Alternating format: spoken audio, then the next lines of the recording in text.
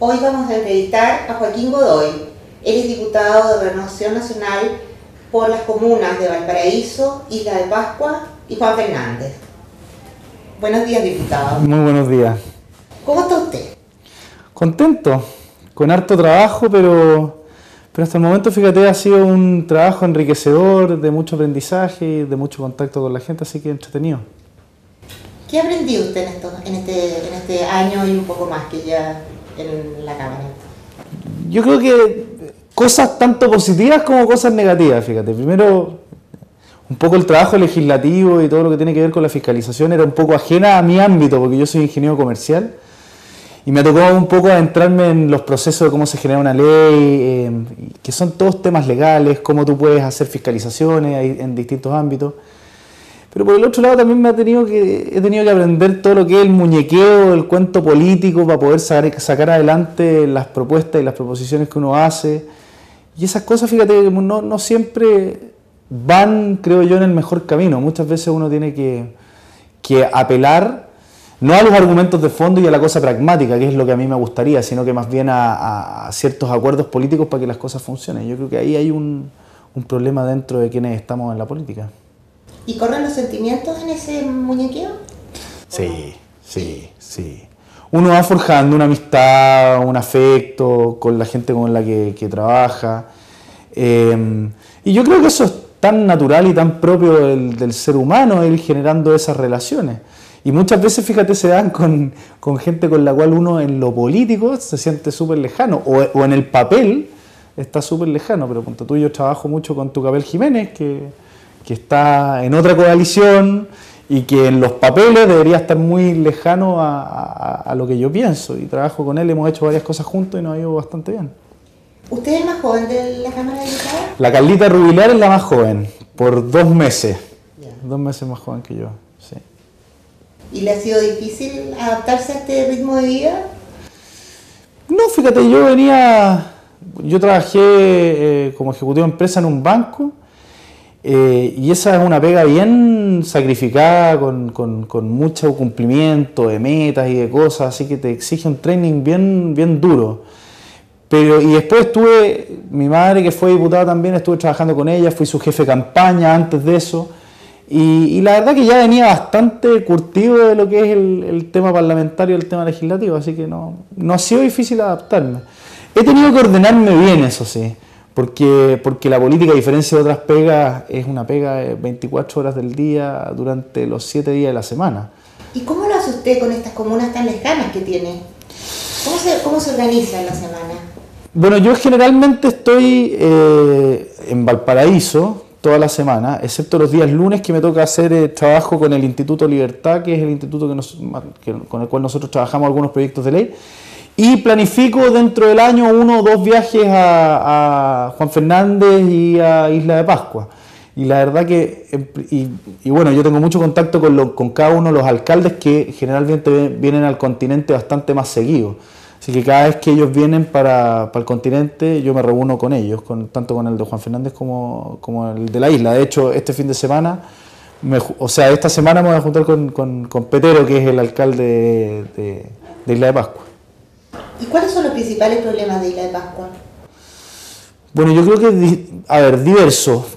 Unos que tienen que ver con el tema estructural, que se refieren más bien a todos los problemas que ellos tienen con el tema del aseo y el tema del tratamiento de la basura, que es algo que no se había tomado conciencia y que hoy día ya está entrando a afectar una de sus actividades más importantes, que es la pesca. Y el segundo tiene que ver con infraestructura respecto de médicos y ciertas especialidades que ellos no tienen en la isla. Y el que viene de aquí hacia el futuro es todo lo que tiene que ver con cómo se desarrolla la industria del turismo, manteniendo la idiosincrasia, manteniendo la historia, manteniendo la cultura Rapa Nui. Y ha habido un debate súper interesante, por ejemplo, cuando se quiso hacer un casino hoy día en Isla de Pascua, donde hubo una división dentro de la isla por parte de gente que estaba a favor y gente que estaba en contra. Esto producto de que lo que se pretende es que el turismo siga enfocado tanto en nuestros parques nacionales como en nuestra historia, que son específicamente los Moai. Entonces, para poder mantener eso, hay que buscar el mantener un turismo que tenga que ver con ese tipo de gente, y no un turismo, por ejemplo, de casino que tiene otra cultura, que va a hacer otro tipo de actividades. Entonces, yo creo que de aquí al futuro ahí hay un desafío súper importante de la misma gente de la isla, y también creo que hay un desafío de nosotros, la gente del continente, especialmente Valparaíso, que también tiene una industria muy, muy fuerte en el tema turístico, pero nosotros tenemos mucho que aprender de la gente de la isla. En la isla todos hablan 3, 4 idiomas, y están mucho más preparados para atender al turista que lo que estamos en Valparaíso. Y Juan Fernández, háblanos también de eso, porque en Santiago y en general en Chile son poco conocidos los problemas que tienen en las islas. Bueno, la gente de Juan Fernández tiene problemas de logística, obviamente, y de traslado, lo mismo que pasa en Isla de Pascua. Hay un tremendo problema respecto del cabotaje, o de cómo poder mover los enseres desde el continente hacia la isla y viceversa, porque los costos de transporte son altísimos, y ahí hay un problema en ambas partes. También hay un problema con el tratamiento de líquidos percolados y de basura en Juan Fernández. Había un problema también con el tema de la educación, pero ahora se está instalando una escuela que va a llegar a enseñanza básica y media, pero todavía, obviamente, todos los miembros de las islas, ¿no es cierto?, tienen que viajar al continente a educarse. Yo te diría que básicamente el problema de Juan Fernández es el tema de la lejanía y la dificultad en el desplazamiento hacia el continente y desde el continente, y con todo lo que eso conlleva. O sea, obviamente problemas de salud, de educación, por la lejanía que existe entre el continente y las islas. ¿Y usted, desde el Poder Legislativo, ha podido hacer algo en beneficio de las personas que viven en esas islas? Mira, lo que hemos ido tratando de hacer es hacer el nexo o el puente entre la gente de ambas islas y las autoridades del gobierno central acá. Si tú me preguntas a mí directamente la influencia o la incidencia que puede tener un parlamentario, en esos casos específicos es muy poco lo que uno puede incidir, porque uno no tiene iniciativa, nuestras mociones no tienen iniciativa en gasto público. Y eso es lo que la gente no sabe. Muchas veces la gente nos achaca a nosotros muchísimos de los problemas que tienen. Lamentablemente, cuando vienen las elecciones, muchos candidatos, ¿no es cierto?, plantean que tienen solución a muchas cosas que en la práctica no ocurre. O sea, si yo no puedo hacer una moción de gasto público, yo no puedo enfrentar, por ejemplo, yo no puedo decir, mira, necesitamos tantos recursos para enfrentar el problema del aseo en Isla de Pascua o en el archipiélago de Juan Fernández.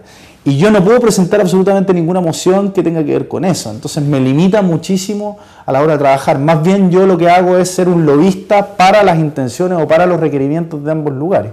Y eso es un poco lo que trabajamos en conjunto con el municipio de ambos lugares, con el gobierno regional. Y ahí uno va intentando incidir para destinar más recursos y sobre todo a las áreas más necesitadas de cada uno de los lugares. Y para que la gente entienda bien, ¿nos podría dar un ejemplo concreto?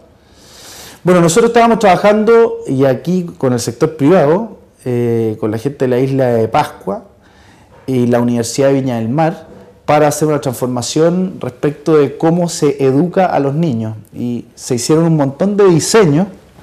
La Escuela de Diseño de la Universidad de Viña del Mar hizo un montón de diseños para poder hacer de la educación infantil algo mucho más didáctico y al mismo tiempo manteniendo la idiosincrasia y la cultura de la isla.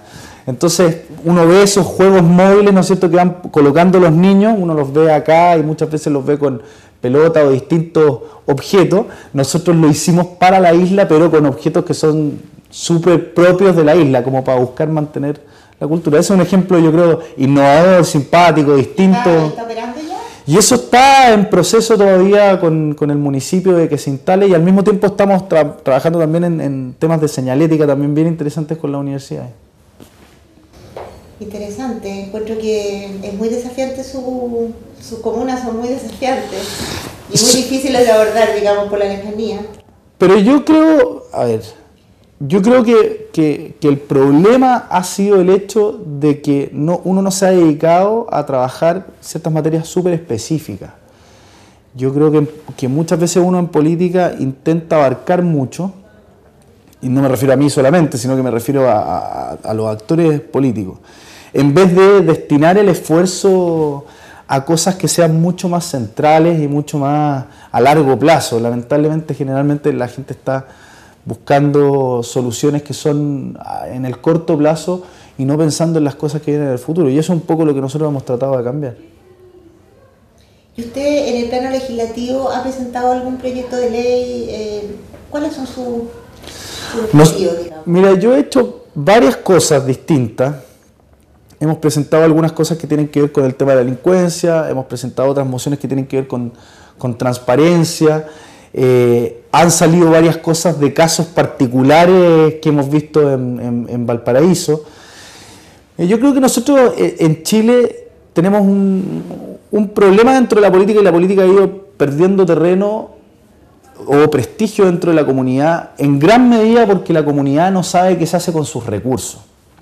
Entonces, uno de los proyectos de ley que yo presenté era el transparentar el IVA a la hora de tú comprar en un determinado lugar.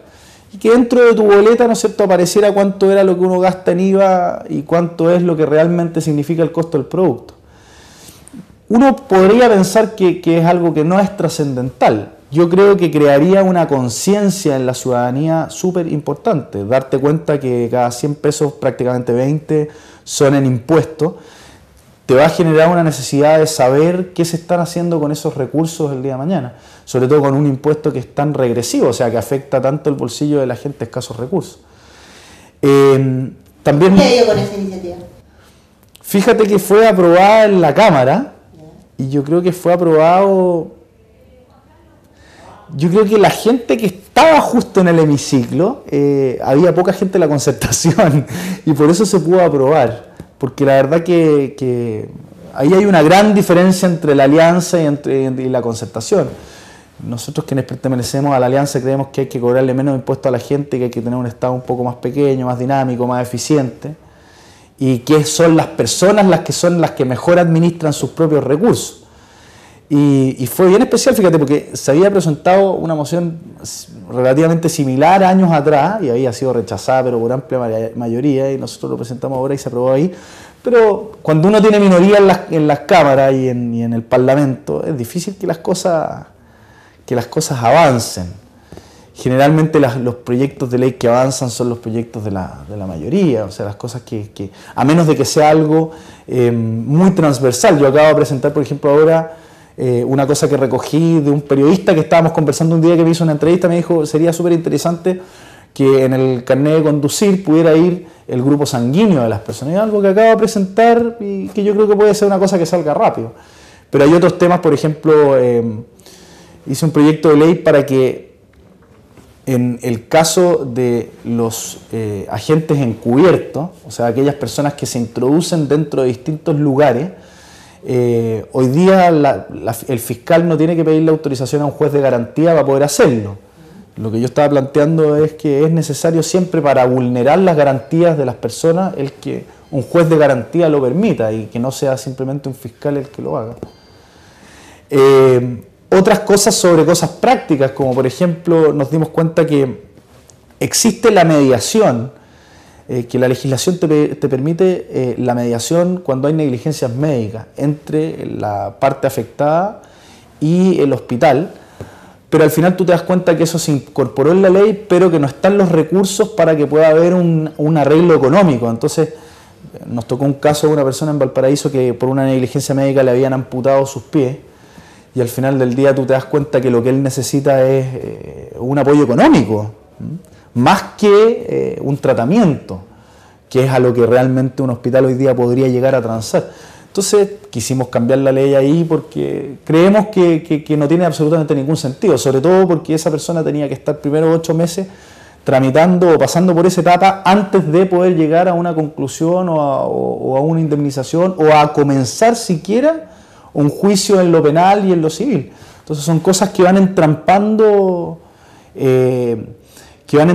el desarrollo, creo yo, correcto, al cual al final una persona que necesita una ayuda directa y rápida pueda llegar al final a un buen puerto, cosa que en ese sentido no lo iba a poder hacer y nos demoramos en ese proceso 8 meses nomás. Ese tipo de cosas hemos ido armando, fíjate que, y tratando de hacer otras cosas. Uno no puede hacer mociones que tengan que ver con gasto público, pero sí puede presentar proyectos de acuerdo. Y en eso sí yo he presentado algunas cosas que tienen que ver con gasto público, como por ejemplo el transformar Placilla, que es hoy día el lugar de Valparaíso que tiene más desarrollo inmobiliario. Van a llegar a ser alrededor de 50.000 viviendas que se están construyendo. Y nosotros queremos hacerlo, transformarlo en comuna, porque está muy a la espalda de Valparaíso y la verdad que los recursos de la comuna generalmente se aplican en el plan o en los cerros, pero se tiene a Placilla muy atrás y yo creo que ese es un polo de desarrollo súper importante y si ellos pudieran ser comunas tendrían una oportunidad de desarrollarse mucho mayor. Son un poco las cosas que hemos ido haciendo. Usted es bastante práctico, creo que, porque en general los parlamentarios que he entrevistado como que tienen una línea de acción, usted donde ve un problema parece que trata de solucionarlo, eso es bueno. Mira, yo creo que esto tiene que ser una combinación de dos cosas, pero cuando tú te das cuenta que para hacer un gran proyecto social, donde uno pueda realmente incidir en la sociedad de manera profunda, para eso uno necesita un tremendo acuerdo entre todos los sectores y nosotros somos minoría, entonces al final es muy difícil lograr eso. Y como yo soy una persona que me gusta, a mí me pagan mi sueldo para hacer mi pega, digamos, y para tratar de incidir, al final uno está acá para tratar de mejorarle la calidad de vida a la gente que nos está viendo hoy día. Y si uno no logra poder hacer esos grandes cambios, bueno, tiene que intentar hacer cosas que están a su alcance. Y de esa forma sí, yo creo que al mismo tiempo tú transparentas un poco la política. Al final del día tú vas conversando con las personas y les vas explicando lo que puedes y lo que no puedes hacer.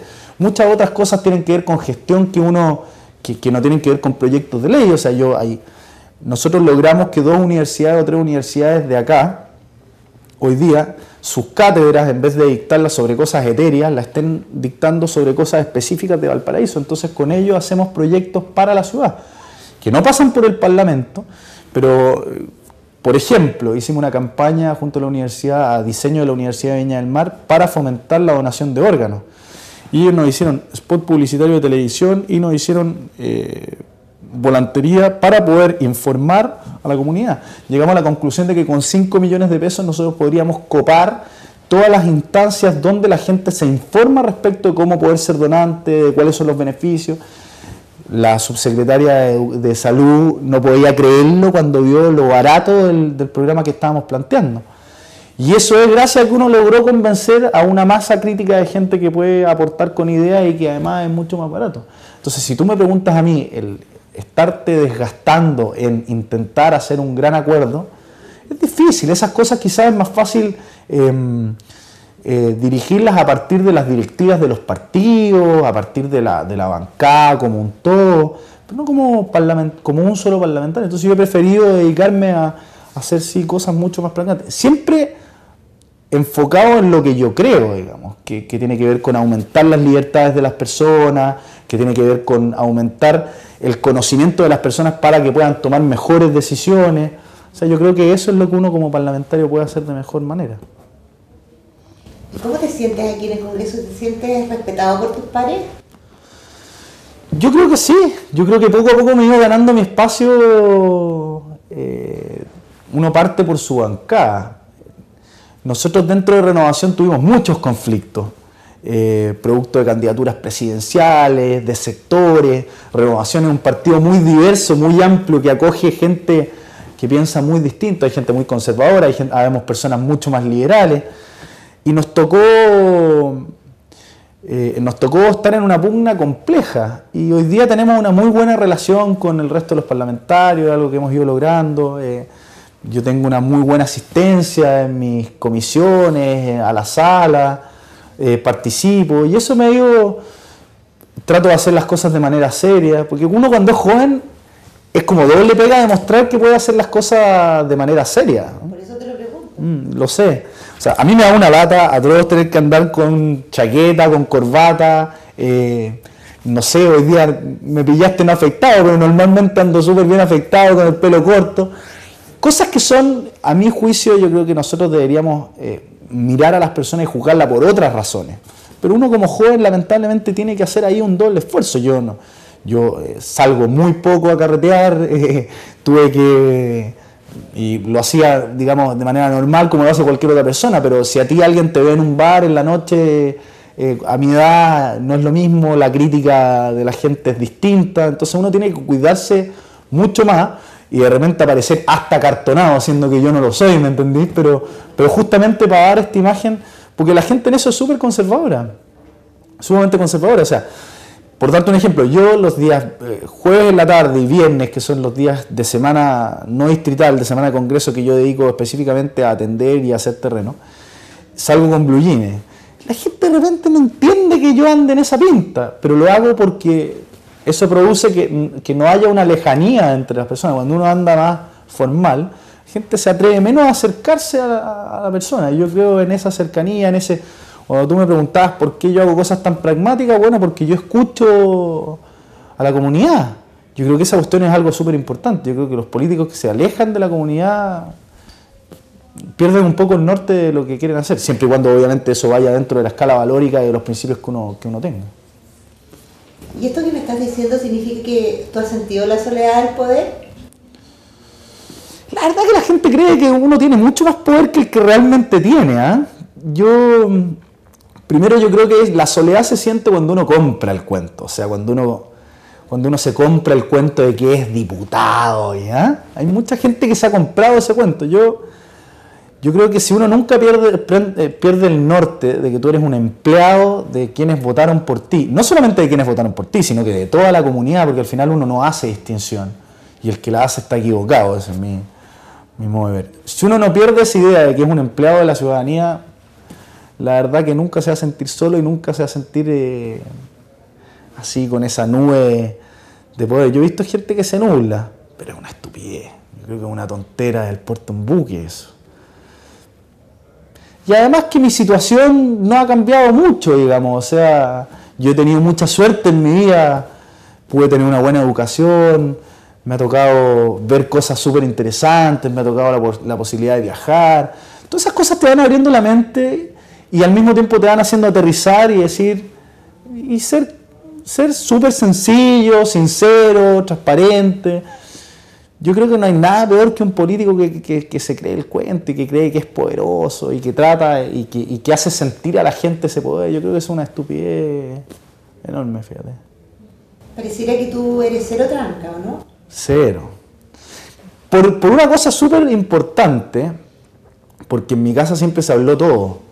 Yo soy hijo padre separado y todo el cuento, pero a pesar de eso yo siempre lo enfoqué de buena manera, o tuve la suerte de enfocarlo de buena manera, porque las cosas se conversaban.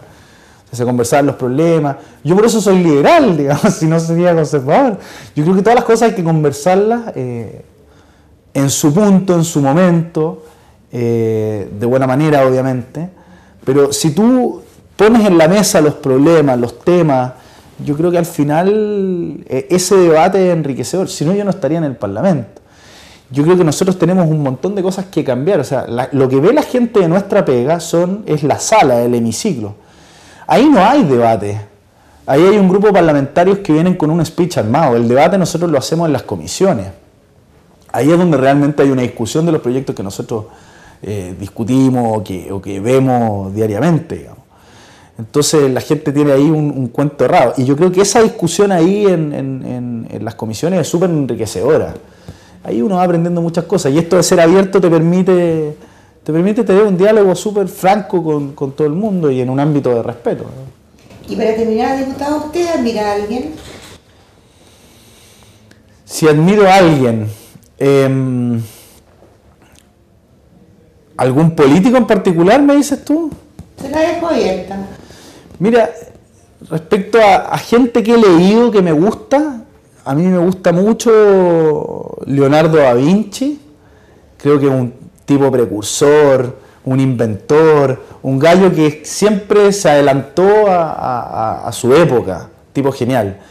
Y también me encanta Winston Churchill, por varias razones, fíjate. También por ser un tipo que luchaba contra la corriente con sus ideales, pero al mismo tiempo fue un tipo que, a pesar de haber ganado la Segunda Guerra Mundial, con todos los problemas que tuvo Gran Bretaña, no fue elegido primer ministro justo después de haber ganado la guerra. O sea, los ingleses le dieron la espalda y el tipo, a pesar de eso, se rehizo, siguió trabajando en lo que él lo motivaba y al tiempo después volvió a ser primer ministro.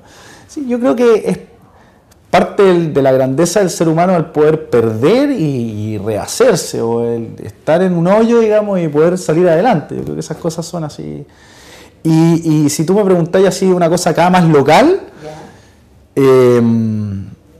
yo admiro, fíjate, a mi madre mucho, una mujer muy luchadora, muy chora, y políticos nacionales, yo me siento muy identificado con las cosas que plantea Sebastián Piñera. O sea, él es un gallo muy creativo, transgresor, es un gallo que va para adelante, que ha seguido siempre una misma línea.